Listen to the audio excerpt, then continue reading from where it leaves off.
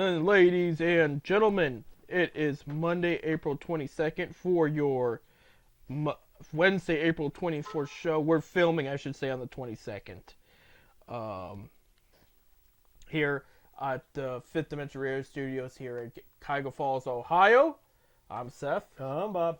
And this is 10 Cent Beer Night, the official sports show of FifthDimensionRadio.com. Every Wednesday, 7:30 to 8:30 p.m. Eastern Time, here on Fifth Dimension Radio, Facebook, YouTube, all that fun stuff. Just look up 10 Cent Beer Night, and you can watch our shows via video. So thank you guys for tuning in. It's getting out there. We really appreciate the listenership and the follows and everything like that. So, by the way, before we forget, April 22nd is today. That means happy birthday, Tito Francona. They're the legendary manager.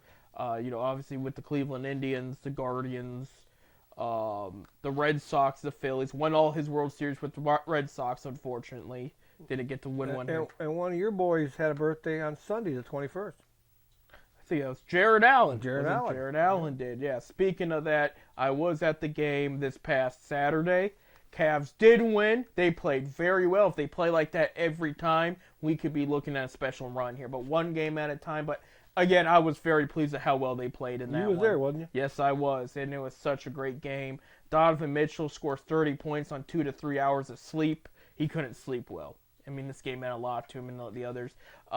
Very physical, I will tell you that. There were some fights. They even got video. They're not talking about it, but Garland was kind of limping there for a minute. Turned out Suggs from the Magic hit him square in the back on purpose during one of the timeouts.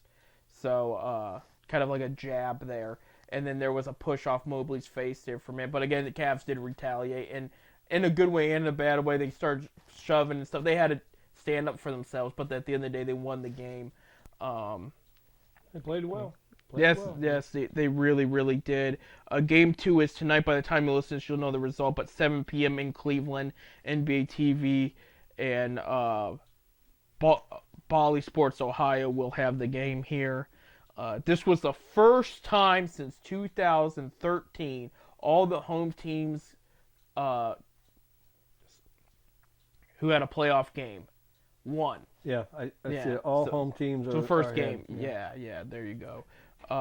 That has not happened since 2000. Again, that was 97-83 there. Real quick, Donovan Mitchell, like I said, he scored 30 points. He had 3 assists. Evan Mobley, 16 points, 11 rebounds. This is what gets me. I think you've heard me complain about before on here, Bob. When Evan Mobley's, when a player's on fire, they're hitting all their shots to keep giving them the ball. That's what you should do, right? Mm-hmm. When it's Evan Mobley, they stop. And I don't understand. Mobley had 16 of the first 30 points. He didn't score in the second half at all. They just didn't give him the ball. It's like, this is some of the easiest. He's hitting close shots. Yeah. It's some of your high percentage shots. It's like, give the guy the ball more, especially when you need to get in rhythm. And he's gonna get that ball in the hoop there. Jared Allen, double-double, 16 points, 18 rebounds. Darius Garland, 14 points, 8 assists there. The bench overall played well. Again, he had about 4 players. George Niang, Isaac Okoro, who will play tonight despite getting his neck stomped on in Game 1. Caris LeVert and Sam Merrill all played. So we'll see how that goes there. For Orlando, Paolo Banchero, 24 points, 7 rebounds, 5 assists. And I bring him up because he only scored 4 points when up against Evan Mobley. He's the starting power forward for them. So he had to get away from Mobley to make points happen. So Mobley really shutting him down. Excuse me, right there. But they'll get back at it tonight. And this is, like, every game's a must-win at this point, you know. But I like the way they matched up here. I like the way they played. Bringing up other games in the first round that happened and teams won. Minnesota, number 3 team in the nation, destroyed Phoenix 120-95 in their first game. Minnesota's played great. And, last year they were the 8th seed. 7th seed, excuse me. No, they were 8th. No, because Lakers were 7th. 7th, right. And Minnesota got swept by Denver in the first round. So, and now Minnesota's the 3rd seed. Now they have a 1-0 lead there. New York beat Philly 111-104. I should probably mention, because since we last had a show, who won the play-in tournament. Yeah, Philly won the 7th seed. They beat the Heat. Then Heat went on to beat the Bulls. Bulls eliminated the Hawks, and so Heat advanced. By the way, Heat did not have Jimmy Butler for their elimination game, so that was kind of big. They won without him. In the West side, Lakers beat the Pelicans, got the 7th seed there. Kings beat the Warriors. Warriors have been eliminated already, and they're talking about this is the end of an era. They were all crying at the end because it's been about a decade of dominance, and finally, it's safe to say that things are not going to be the same as they were the past decade at Golden State. But then Kings went on and advanced to play the Pelicans. Pelicans did not have Zion Williamson, but still eliminated the Kings. So Pelicans took the 8th seed, which, by the way, is not a good look for Mike Brown, who went 2nd seed last year with the Sacramento Kings and now has been eliminated in the play-in tournament. So it's just not a good look right there for that Kings seed, which is too bad because if they were in the East, they probably make the playoffs. It's a good team out there. But yeah, New York beat Philly 111-104. Denver beat LA 114-103. And let me tell you, I watched some of that game. I watched it. I'll tell you what, LA was up. Lakers were up by 15 points at one time. I saw this after that, but yeah, go ahead. They were up by 15 points, and next thing you know, before halftime, and when Denver scored like 10 unanswered points right away, Lakers went into halftime up by 5. Yeah. But Denver played like crap at the first half. The first half, yeah. And then they manhandled them the second. It was like almost no competition. Yeah. Lakers looked rough in that second. I didn't see the first half, to be honest with you. There you go. And LeBron didn't look like the LeBron I knew. He's getting up there. I know he's getting up there. 40 years. He's almost 40. He's 39. He just turned 39 in December. So, yeah, it's going to be interesting. Well, it's funny because that was the Western Conference Finals last year, okay? The Boston matchup is the Eastern Conference Finals from last year. They're playing Miami. They beat them 94-114 yesterday on Sunday. The Clippers, without Kawhi Leonard, beat Dallas 97-109 in LA. Indiana loses to Milwaukee 94-109, and New Orleans lost by 2, 94-92 to OKC. The Thunder there. So it's playoffs are well underway. And then tonight's games, again, I mentioned Cleveland's playing. Again, you'll know the results by the time you hear this. But then Philly will play New York again for Game 2, and LA will play Denver tonight. And all those games are on different networks there. Wish them luck. Like I said, I'd like to see the Cavs at least go into Orlando with a 2-0 lead. Yeah, that would look good because, it just would be best situation, but they got to stay focused. They got to play tough. And I will say if Orlando keeps getting their hands on our guys, they're going to continue to fight back. So if they think that they're going to sit down and take it, that's not what's going to happen there. I'm going to pull this up. Okay. Monday's Game 2. Thursday will be Game 3, and Saturday will be Game 4. If necessary, Game 5 will be next Tuesday. So we'll see. But yeah, so the games this week for sure will be Monday, Thursday, and Saturday. They play 7 o'clock tonight on Monday. They'll play 7 o'clock on Thursday. Is this the best of 5 series? But no, this is best of 7. That changed years. That changed years ago. Yeah, I know, but that's too long. It's for ratings and all kinds. Yeah, I know. And if it was best of 5, how many years would be like if it was best of 5 back in 2018, the Cavs would have been eliminated in the first round. If you remember, they were down 3-2 against Indiana in that first round. Yeah. And then LeBron got them to bounce back and win Game 6 and 7 there. So, how different things would be. Somebody made an interesting comparison. What if there was no playoffs and it was just team with the best record? How that would look. And they said Michael Jordan would only have 3 rings. LeBron would have 3, but 2 in Cleveland. Larry Bird would lead the pack with 6 rings. Because the Celtics had the best record for years. Yeah. So it's like the Yankees. They got all those championships. Of course, years ago, baseball, at the end of the season, there was no playoff at one time. The team with the best record played the team in the National League, American League played National with the best record for the World Series. Right. Right. It's a different time, and this is you bring up. But LA's got a little bit more. But the thing I will say, I know today it's different. Back then, all the talent was homegrown. Yeah. You know, Larry Bird was straight, drafted by the Celtics. Bill Russell was also with the Celtics. You had Magic Johnson, Kareem Abdul-Jabbar with that Lakers team. So, like, it was a way different time. But even most of the Bulls in the 90s were homegrown, too. Like, they were drafted and stayed. But some of them weren't. They added Dennis Rodman later. And now today it's a whole frenzy. Now, the best way to do is homegrown and chemistry. What the Cavs are doing. I've compared this to the San Antonio Spurs because that's what the Spurs were.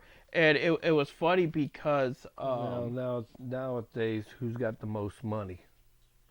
Yeah, right, yeah. I mean, Who's going to add? sorry. Well, and here's the issue I have is, we're talking about the Lakers, and like they played so against Denver. Either way, no matter they could win the championship. They've already said they're going out for a third star, and rumor has it D'Angelo Russell, who's played out of his mind this year, is on the move. Because they want to upgrade. And there are upgrades, I'll be honest, but anybody would benefit. Even the Cavaliers right now would benefit from D'Angelo Russell. Not to take away from Garland or any of our other guards, but I'm just saying, if he happened to be on this team for whatever reason, you would benefit from it. He's finally becoming the player the Lakers were hoping would be way back when they drafted him before they gave up on him. And, you're going to see some movement, but the question, and you look at the chemistry, I get you rent out certain players for a championship. We saw it here in Cleveland, LeBron came here, and they won the championship, but in the defense, a lot of those guys stayed put for a while. Tristan Thompson was there for a while, J.R. Smith was, Kevin Love was here for a while, like even well after LeBron left. I miss Kevin. Yeah, and he said he'll be back, at some point, but he's under a 2-year contract with the Heat. He's in the playoffs right now. I think he'll come back when LeBron comes back. We'll see if LeBron comes. That's right now they're focused on what they have right now, and they're playing well. It's been one game, but the thing about it, people, was it wasn't just they won. It's how they play. Look, going back to last year, I went to 2 of these playoff games last year. Game 5 and Game 1. And they lost both, didn't they? Yeah, but the feeling was different, too, because not only when they lose, it's like, it was like, what do we do? Like, how do we handle this possession here? This game, they knew what to do. They knew how to move it. They took the extra pass there. They found the open guy. Things I've been screaming at them all season do consistently, because when they do it, they win and they play well. And we finally got to see it. Like, they looked like they've been there before, is what it was.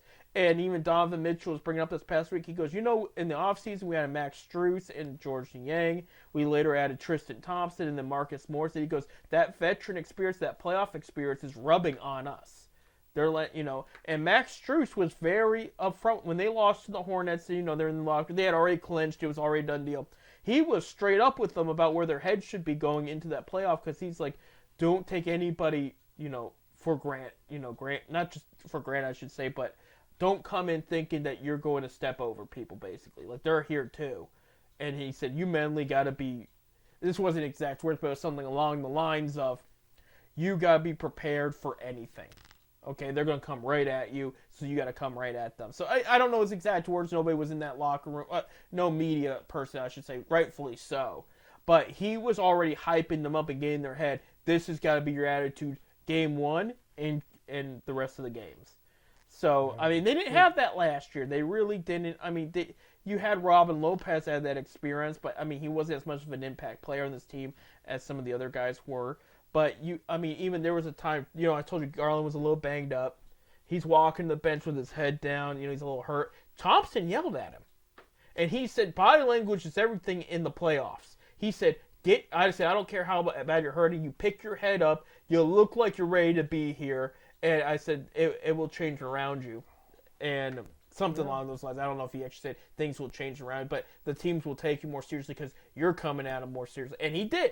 Like Thompson wasn't scolding him, but he kind of picked his head, like smiled, was like, okay. And he... Well, sometimes you got to do that. Right. And Thompson was a member of that championship team. He's been to the finals 4 times. He knows how it is. He was a starter for it. It's their center, if you remember.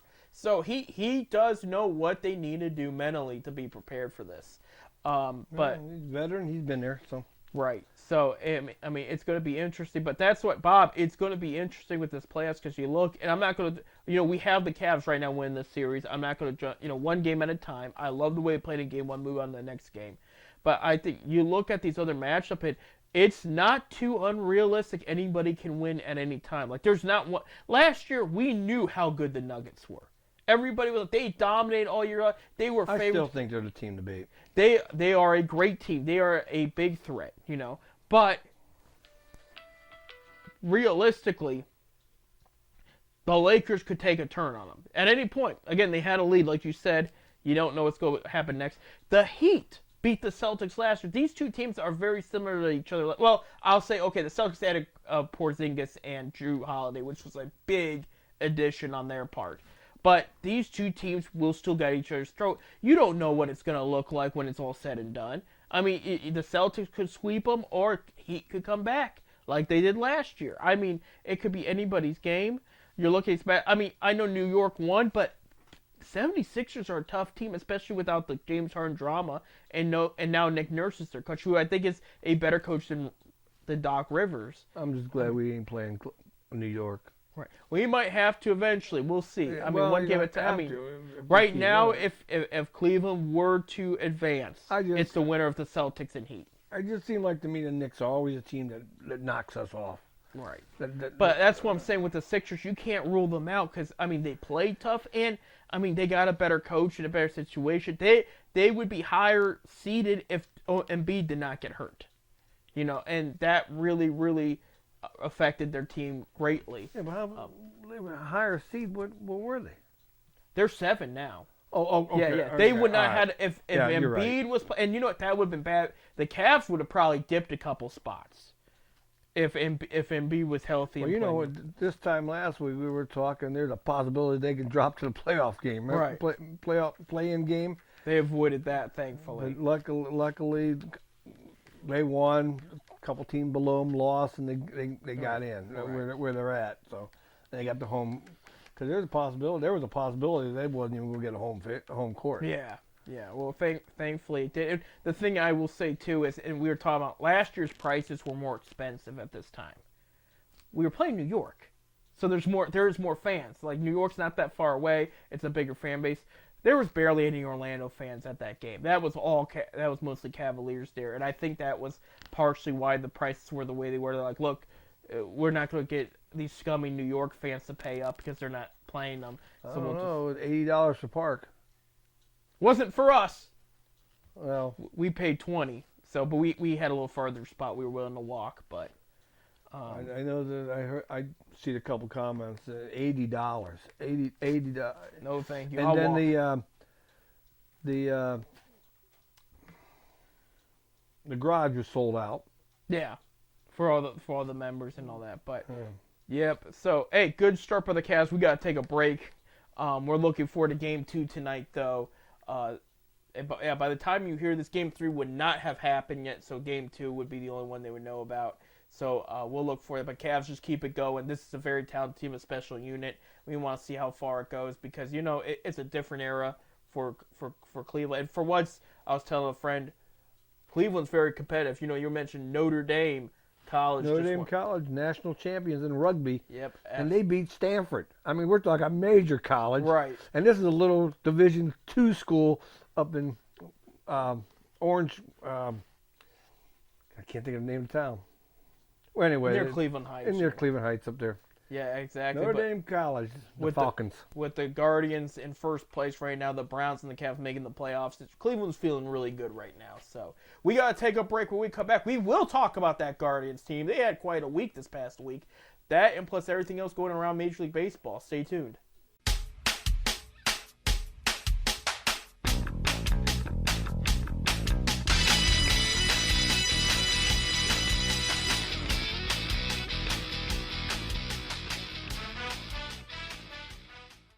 Ladies and gentlemen, welcome back. This is our second segment in today's 10-cent beer night. I'm Seth.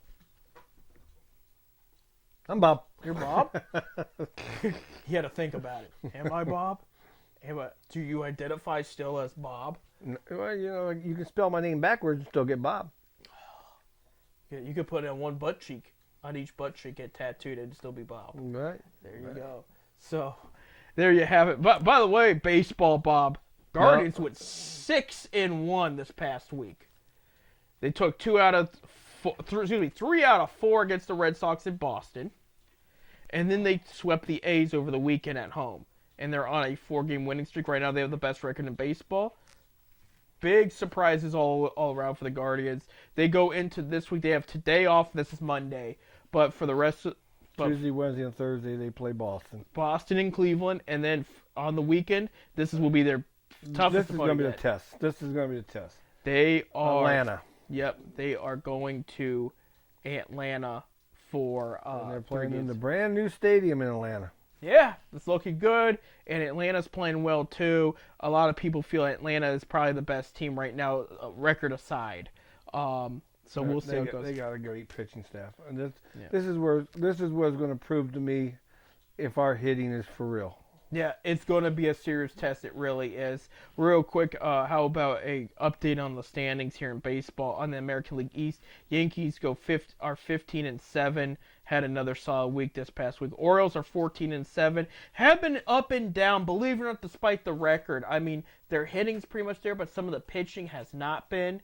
It's been pretty inconsistent. But when the pitching's on, it is on. You got 13% of the season is over with. Right. So it's early. It's early for everybody, but yeah, we'll see. Red Sox are in third with a 13-10 record. Blue Jays are 12-10, and Rays are 12-11. Rays do not look like they did last year, and I kind of figured that would be the case. A lot of injuries on the pitching staff, and then again, they relied a lot on Wander Franco last year, and obviously he's probably never going to be with the team again. So they're making. I mean, that's an adjustment right there. It really is.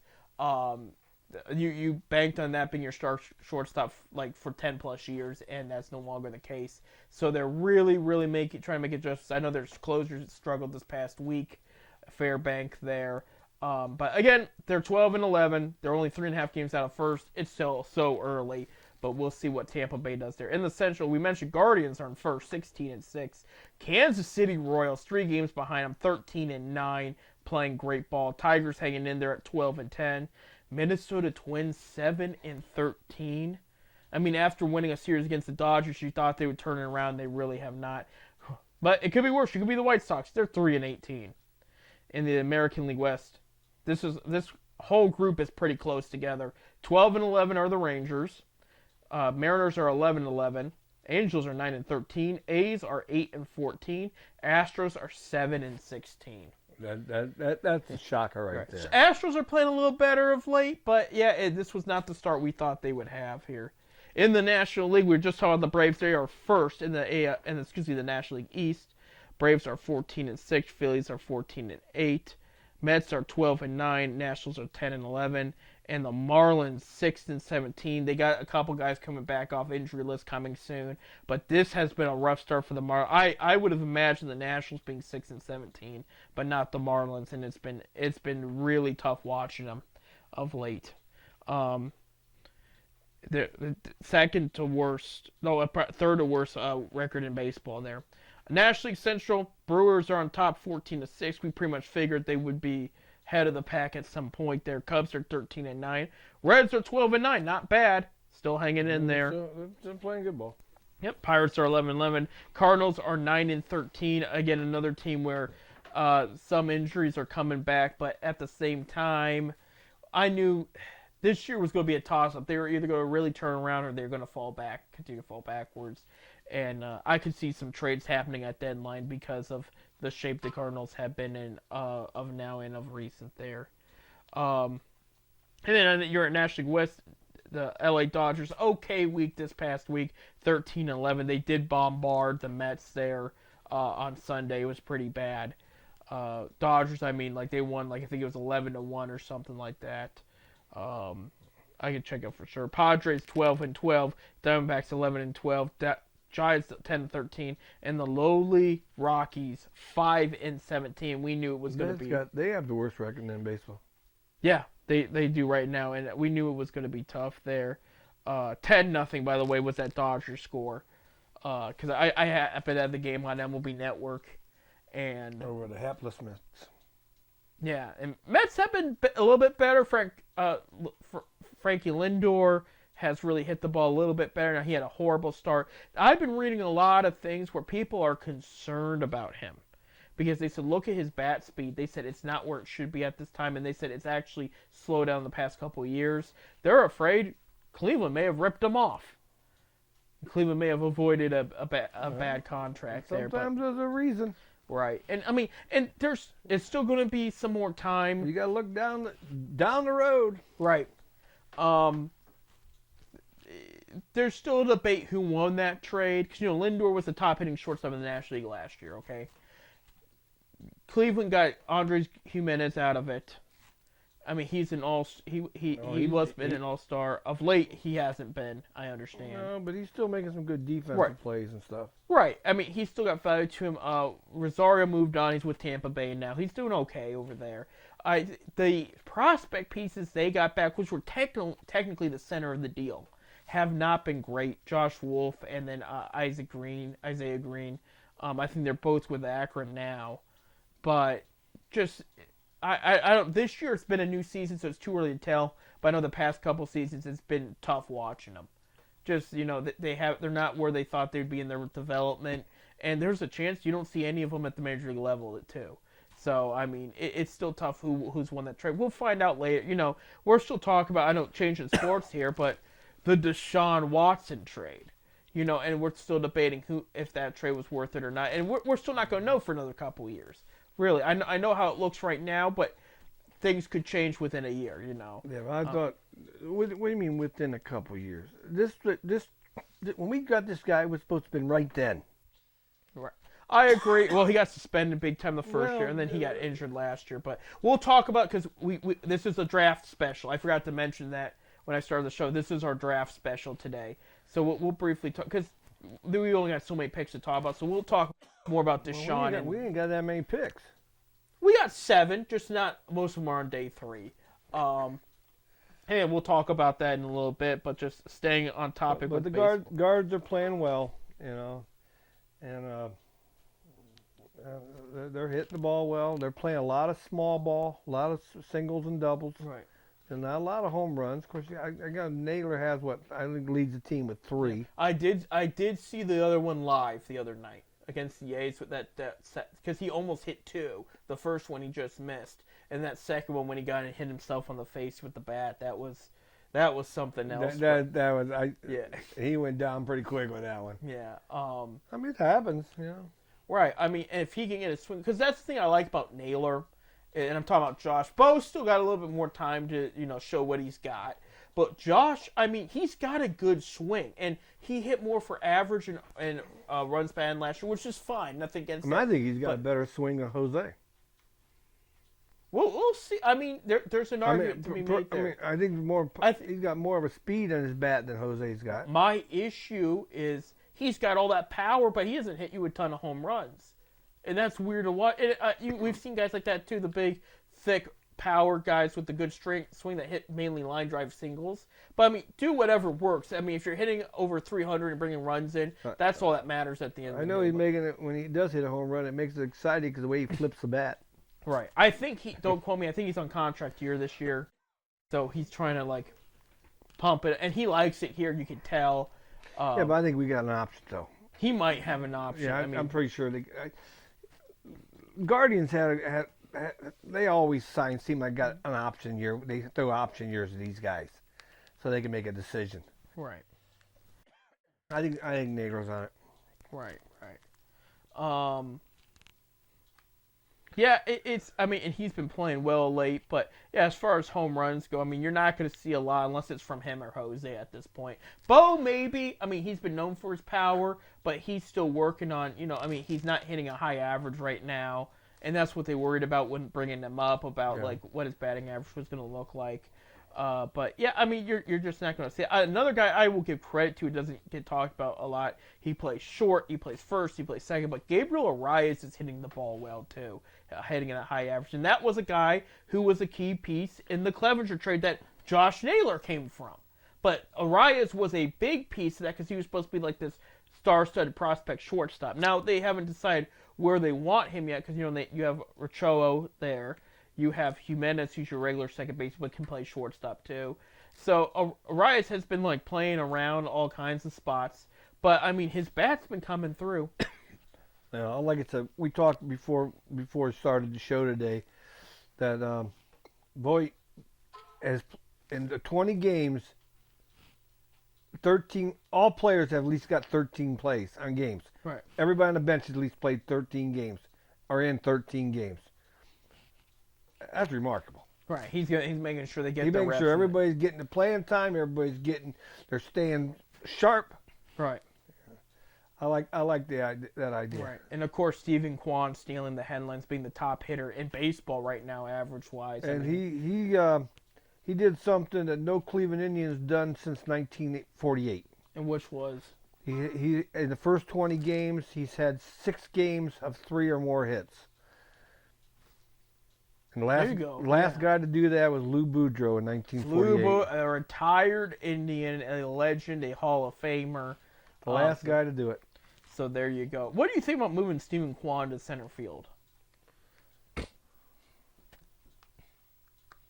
You know who I like on center field right now? I like Freeman. You like Freeman there? I like He Freeman. hasn't done bad, but it's weird because for people that don't know, he was drafted as shortstop. He's played a lot of second base. I kind in of the like him minors. out there. I really do. You know, right? I don't think he's bad. It's just the speed kind of, makes me question because he's got decent speed, but he doesn't have center field speed. But Kwan, whereas, I does. can see move Kwan. You know. Because Kwan's got a good arm. That left field, left fielder needs an arm. And the left field and right fielder needs arms. I'll tell you what, Kwan gets that ball in. When there's a throw from the outfield, that ball's on target. Kwan's got a decent arm, yeah. Yeah. I mean, he is a good, probably hands down the best position player Annonetti's drafted so far. Actually, next to Bo Naylor, those are the only 2 position players he's drafted that's been called. Well, Riccio, I think too, and you know what? So Freeman, but I mean, like, Kwan's the only one that has panned out where you say, okay, he's good, he's gonna stay here long term. Okay, Bo is still making his rounds. So is Freeman and Riccio. But it's Kwan's worked out is what I'm trying to say. He's been a bright spot because the hitting's going to still be in question most of the year. But I mean, with Josh Naylor, Ramirez, and Kwan, that you can already write, hey, they're good. You don't have to worry about them. They'll have their bad days. They'll have their good days. Yeah, but they're going to show up when you need them to. I mean, Sunday against Oakland, Kwan went 0 for 4. Right. So I mean, he's gonna have those days. Yeah, but we'll see where Freeman fits in all of this. We'll see where Arias can fit permanently. Another one, that Will Brennan, they're big at. No offense, I kind of don't see it. I know he's a newer name, but I mean, I could see them. He has his days. Right. I mean, there's some days he's hot and there's some days he's cold. I mean, he's not a consistent. So we'll put that away. Right. But I do like Freeman. I think he should give him a chance more often in the center field position. But that's my opinion. Yeah, and they will for now. That's for sure going to happen. Going to Akron Rubber Ducks here. They're 7-8 right now in third. Again, it's still very early. They had a big homestand this past week. I think they might be away this week. I think they're on the road this week. Because they got that thing now. You play 6 games at home. Right. They are having a stove banquet. I'm throwing this out there because Mike Hargrove's going to be the guest there. Where? It's going to be a Akron Rubber Ducks hot stove banquet. Hot stove. Yeah, it's that your brother goes to it. It's and by the way, they're at Altona this week. Yeah. Because remember they play full homestand, so they're playing. Actually, no, they're at. That was this past week. Let me see. Yeah, no, they're at Altona, and then they come it's home. Next week they're at home against the Squirrels. Yeah, because I'm probably going to be going down to that on Friday night for fireworks. There you go. Yeah, that'll be a fun time then. I mean, I got season tickets again. So. Yeah, so I always like to bring up the Ducks since they're the local team here. And they got some prospects there, but it's going to be an interesting year there for the Ducks. Same thing with the Columbus Clippers. You got some prospects there, but some of them, it's not as fulfilled as it's been in years past. Um, so we'll see how they pass. It'll still be fun. It'll still be fun baseball for everybody. I know somebody went to elementary school with. He lives in Columbus now. There was a great day, great weekend in Columbus for the Clippers, as far as like going to a game. I don't know if they won or not, but like he had a great. I've never been there.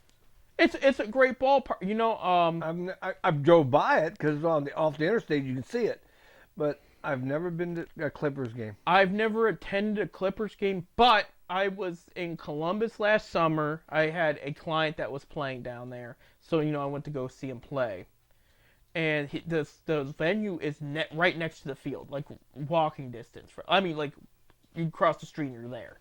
So it's right across the street. And Cardell Jones, remember him? Yeah, I remember Ohio State Buckeye quarterback champ, won the championship for them. He did a charity event there where it was Buckeyes versus pros or something, and it was a softball game. It's for you pay to get in and whatnot. And there was a couple names there. Don't quote. I think Nick Swisher may have played on the other team, but there were some names, like even some current NFL Did players. Joanne go with him? Oh, I don't know. If he did play, don't quote me. I would have to look it up there. But I was watching some of it through the gate, and it was a beautiful day for ball. Great ballpark. There's a good crowd because it's Columbus, Ohio State people. So if you have anything Ohio State going on, they're gonna show up. So. Anyway, before the break comes up here, I just want to bring up something. It's different sport, but I don't know if you know it, but you're probably going to be going to it. What? On the 25th of May, the Canton Invaders are playing the Cleveland Crunch, the 40th reunion at Goodyear Hall. Yeah. Yeah, there you go. Bill told me to tell you he's going to get you a ticket. Well, I thought I better bring it up. There you go. The Invaders versus the Crunch, a charity event there.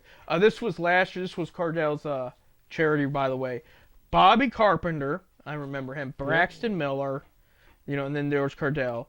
Chris Fields, Christian Bryant. Some of these names were just old school Ohio State guys. C.J. Barnett, Dane Cienzabacher, Davier Posey, Draymond Jones, J.T. Barrett, you remember him. Marcus Hall, Nate Ebner, Paris Campbell. I think he had a small stint with the Browns. Tyvis Powell was with the Browns for a little bit. Campbell was not with the Browns, but they were interested. That's right. Zane Boren played. Because these are all football players. Switzer was a baseball player. Nick Switzer. Yeah, But he went to Ohio State. He played for Ohio State. Yeah. This field's named after him. I don't think Nick played that one. He may have played another one before, but yeah. But that was just a taste of what they had down there. That's why the place was. It was a good crowd. It was a very good crowd. But yeah, beautiful ballpark down there in Columbus. Yeah. We gotta take a break. When we come back, ladies and gentlemen, it is here. It is the NFL Draft. And we're going to be talking about what the Browns are going to do. I went to put out my draft this morning. I didn't put it out, but by the time you listen to this, it will be available to read on our 10 Cent Beer Night Facebook page. But we are going to talk about it coming up next. Now, I'm in the draft. He's in the draft. Yeah. Yep. Stay tuned.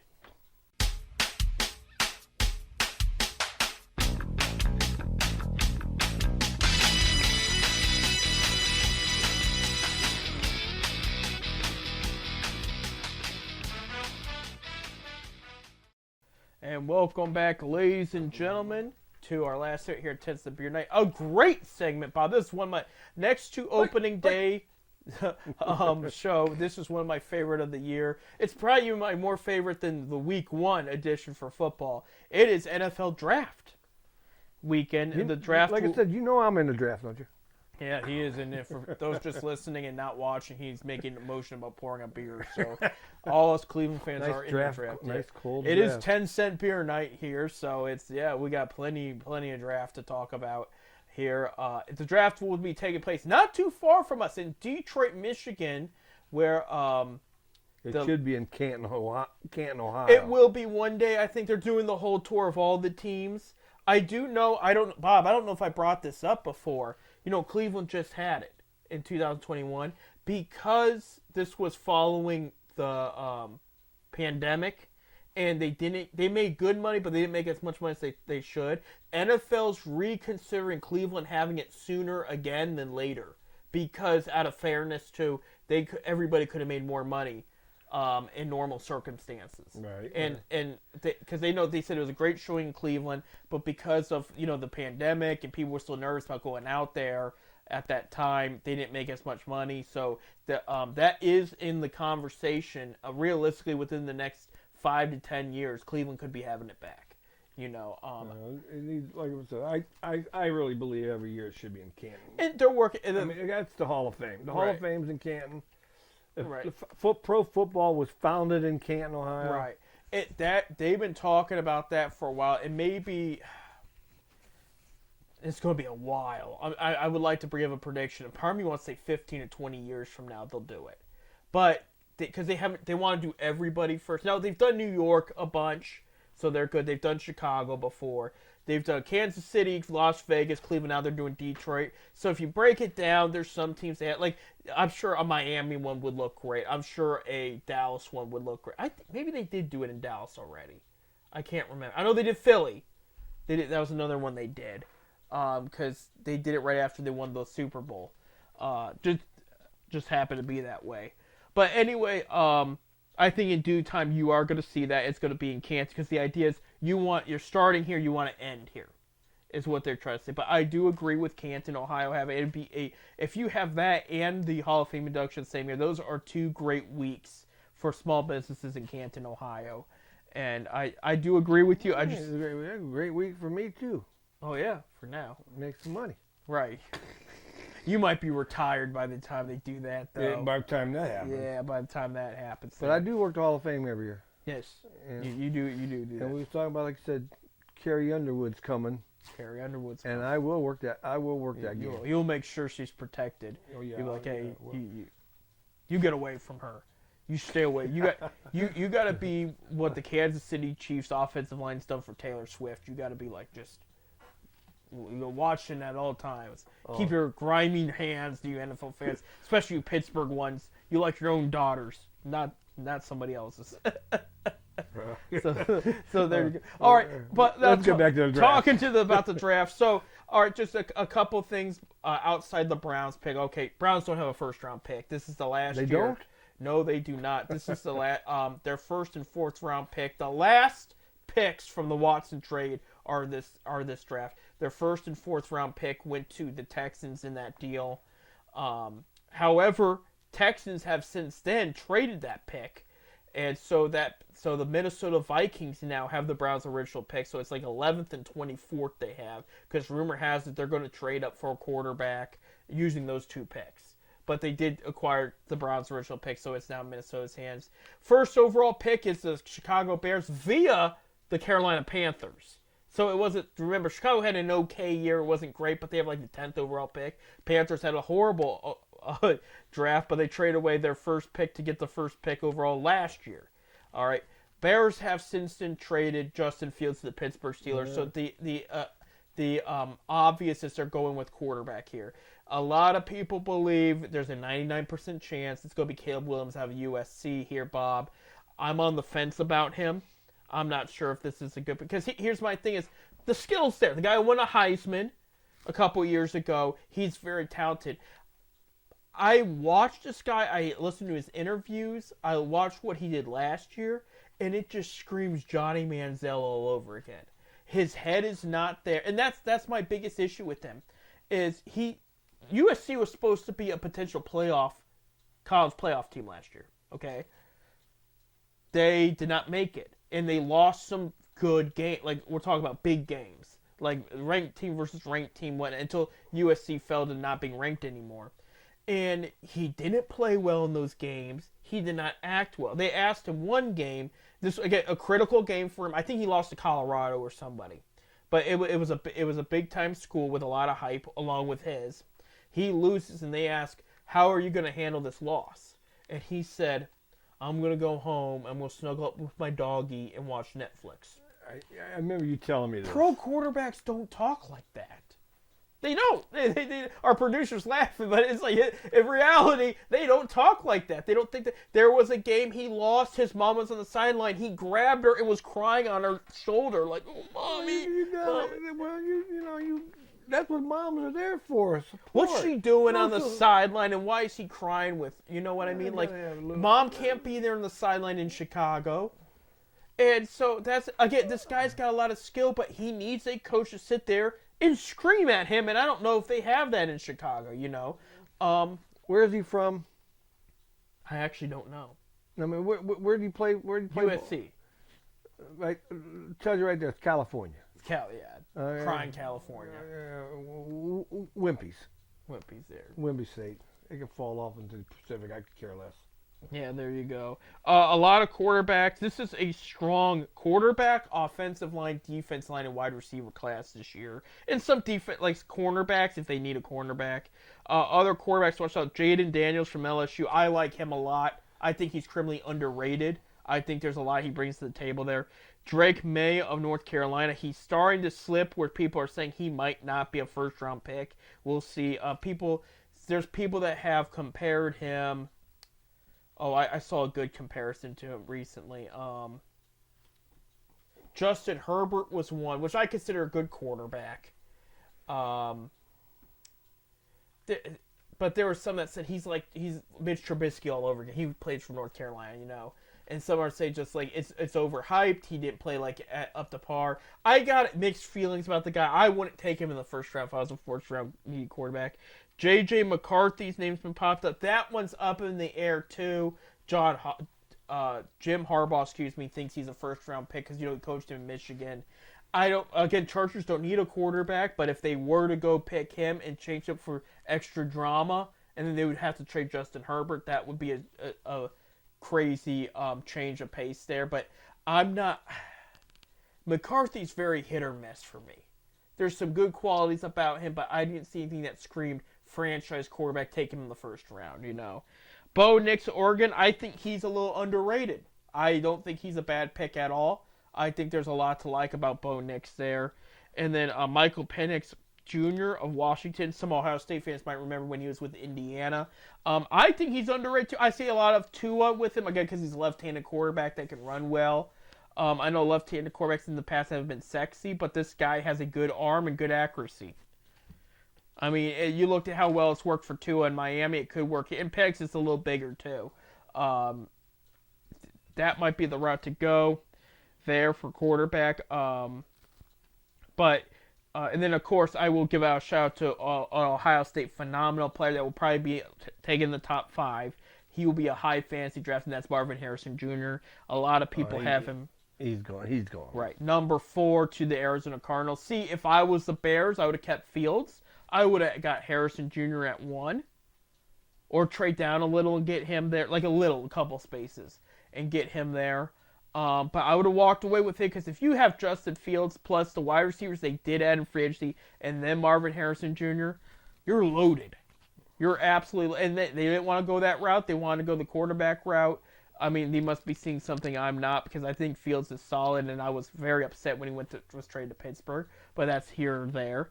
But yeah, that's what we're looking for this draft. But again, a lot of offensive line, mainly tackles and centers. Not too much in the way of guards.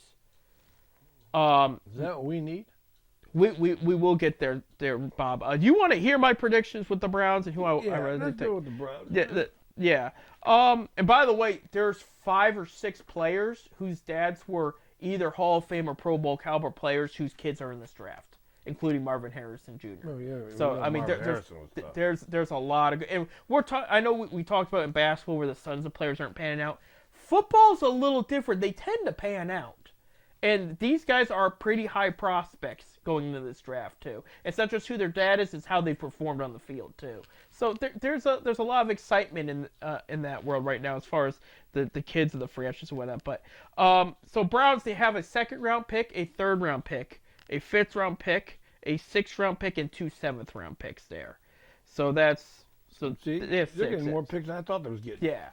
They did recently trade for a 7th round pick with the Titans. I brought that up last week in a trade. They traded their backup offensive tackles to Tennessee for a 7th-round pick there. So they're in the 2nd round. I will tell you, they've interviewed a lot of offensive tackles. They've also interviewed a lot of wide receivers too. I mean, it's been offensive tackle this, wide receivers that for a while. Some defensive tackles, but the majority's been O-line and wide receivers. Now, here's the thing and you'll read a little bit on my draft blog here, but for the show reason, I want to bring it up here. I think their wide receiver room for the most part set. They are looking for a speedster guy, but they could find that in multiple undrafted free agents. They could find that in late round free agents. Like they could pull a diamond in the rough somewhere and get that. They don't have to go aim high here, but they might. But their wide receiver room, Amari Cooper on contract year. Jerry Jeudy, they just traded for him. He signed an extension. Okay. You got David Njoku, the tight end. You got Elijah Moore, another great wide receiver, your vertical threat, your first vertical threat there. They're looking for another one, but he's what they call a Swiss Army knife. He can run the ball. He can do all kinds he fits in multiple plays. You drafted Chris Tillman last year. He played pretty well last year. David Bell, you drafted a couple years ago. He played very well last year, too. So you're pretty set at wide receiver. Yeah, they are going to look for more, but I wouldn't go wide receiver here. I think this is my pick. I think they're going offensive tackle, specifically left tackle. I think they need offensive line. Right. They're going to go left tackle because Jedrick Wills is on contract year, and he hasn't played up to par to what they thought. He can't ask for that big contract right now. He's going to start week 1 as long as he's healthy. But, I mean, this was a guy, end of September, John Greco, former Browns offensive lineman. He's an analyst now locally for them. He had a talk with the coaching staff because he was so concerned. This was right before Wills got hurt. Wills was not playing very well. And he said, look, he's not playing like he should as a 4th-year left tackle, and this is going to affect Watson's protection. I'm concerned. He just came at him, just really like he trusted the coaching staff, but he's just like, guys, I'm sorry, I'm seeing all these red flags. So they're going to look at O-tackle. The guy I have them picking, and they've looked at a bunch of guys, but the guy I have them picking, Karan, and I'm going to say this the best I can, Emeggaji. Amegadjie.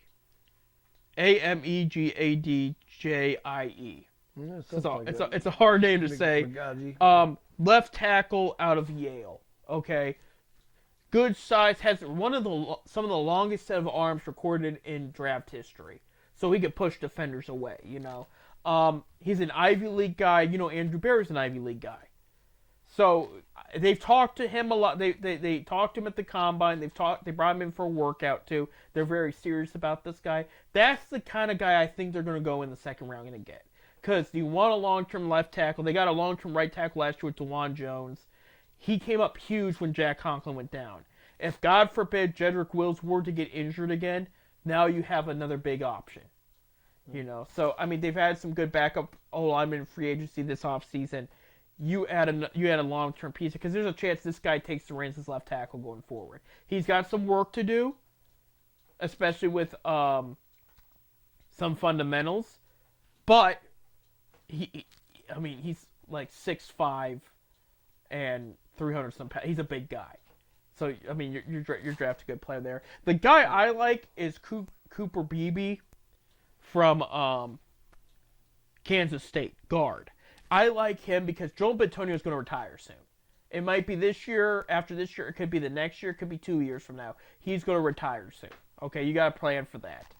This guy's a freight train. He's a very good... And that thing is, I brought up offensive tackle and center for a reason. That's the heart of this offensive line draft class. Guard's not as big this year, but there is quality. And he's labeled the best guard, and they're saying mid-2nd round to mid-3rd round he gets picked. So he could be available there. I like him. I think he fits. He's a strong guy, one of the strongest, smartest guys in this draft. I mean, he's a bulldozer. He can knock you to the turf. It is just another, and he can play left tackle too. So, I mean, you got options with him, and he's big. So that's what I kind of like from him there. I do think they walk away with an offensive playmaker in the first 2 picks of this draft. In the 3rd round is where I think they're going to get their guy. I put down Trey Benson from Florida State, the running back. because they're looking for somebody long term that's going to be a sidekick for Nick Chubb. Jerome Ford did a good job, but they're looking for another guy. This guy reminds me of younger Kareem Hunt. And, I mean, there's a lot to. I mean, he runs similar to younger Kareem Hunt, like when he's in Kansas City, where he was explosive, just speed and finesse. He didn't really break many tackles. He just more juked and dodged. That's what this guy does. He didn't have a 1,000-yard season in Florida State. He came close twice, but he also had injuries early when he was freshman, sophomore, but remained pretty healthy throughout his junior Do we still season. have Ford? Yes. Ford's under contract still for a bit, yeah. They added Deontay Foreman. I mean, Ford played well when he gets And in. he'll be the starter until Chubb gets back, but they're looking for another guy to go along with him. I think that's what they'll get there. I personally like. I think their linebacker unit needs another piece, and I brought up Jeremiah Trotter Jr. with the 3rd round pick. His dad was a great player when I was growing up watching him at the Eagles. He was a Pro Bowler. I like him there because the linebacker unit could use another piece.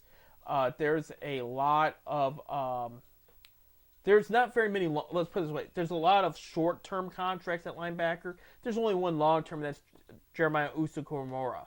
And he's going to ask for the big money later, and they should give it to him because he's earned it, I feel.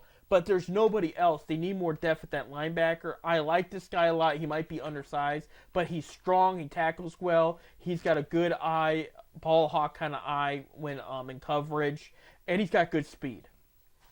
I mean, you put him in the mix there with Jim Schwartz, and he's going to have something for it, you know.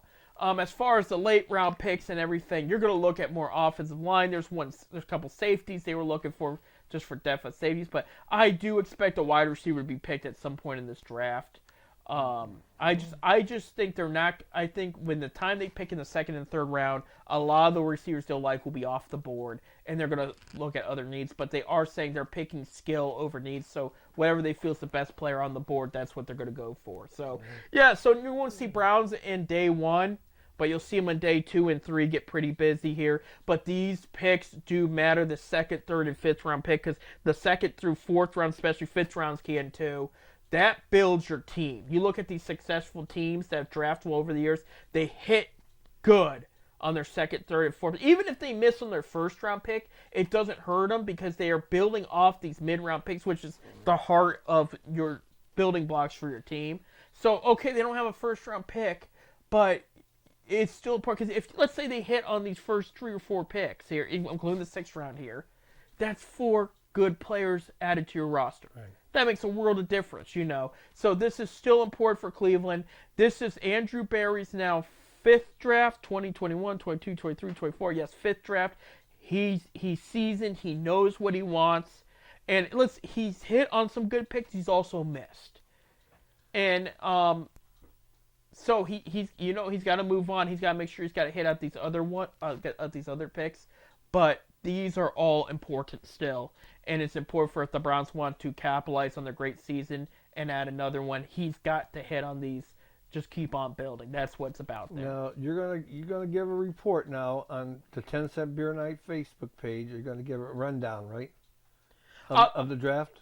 The pre-draft. Pre-draft? Yes, I have the blog ready. I'm going to edit tonight. That's 5th Dimension. That's 10 Cent Beer Night Facebook page. You can read his comments and yeah, I'll have a whole breakdown, and it's called predictions and preferences. I predict who they're going to pick in the first 4 rounds. This year it's the 2nd, 3rd, and then I do 1 late round and 1 undrafted free agent signing. You might want to read mine for undrafted free agent signing. There's a name you're going to know.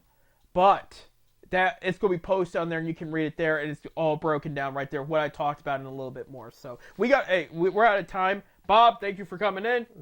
You're welcome. Thank you, producer Bob. Again, Cavs play game 2 is tonight. Game 3 and 4 is on Thursday and Saturday night. So a lot to look forward to. Browns draft. Guardians are red hot, and then we have the Cavaliers in the playoffs. So a lot of good things happening in Cleveland right now. It will be a fun week for sure. You guys stay safe. Enjoy the good spring weather. Go to a ball game, and we will see you soon. And obviously, they're in the midst of all the hype right now in the NBA playoffs. So that being said, go Cavs. Go Guards.